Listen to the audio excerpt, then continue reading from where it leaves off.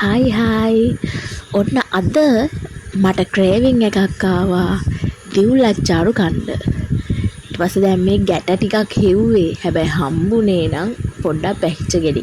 ඒත් කමන්නේ. අරගෙන ඇවිල්ලා එකටම මුලින්ම දැන් ඒවා ගාලා කරලා අරගෙන ලුණු කුඩු ටිකක් දාලා වතුර ටිකක් දාලා හොඳට මිරිකලා ඒක කහට ගතිය යවන්න ඕන.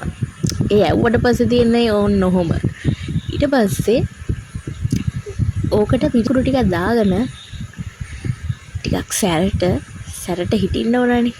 ඕනට වඩා සැර නම් දාගන්න යන්න එපා. බඩපප්පු දාගෙන යන්නේ. ඊට පස්සේ ඕකට ඒත් චුට්ටක් කම්පිටිසුත් ඕන. නැත්තම් රහක් නැහනේ.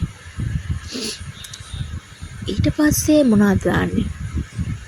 මේ ඇඹුල් රසයට හොඳටම කම්බයින් වෙන්නේ. තව මොන රසයවමද? පැණි රස.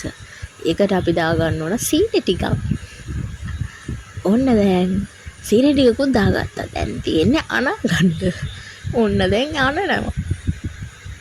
අනලා ඉවරනාට පස්සේ ඔය තියෙන්නේ නියමයි රසම්ම රසයි. ඇත්තමයි ක්‍රේවින් එක හොඳ වුණා. බයි.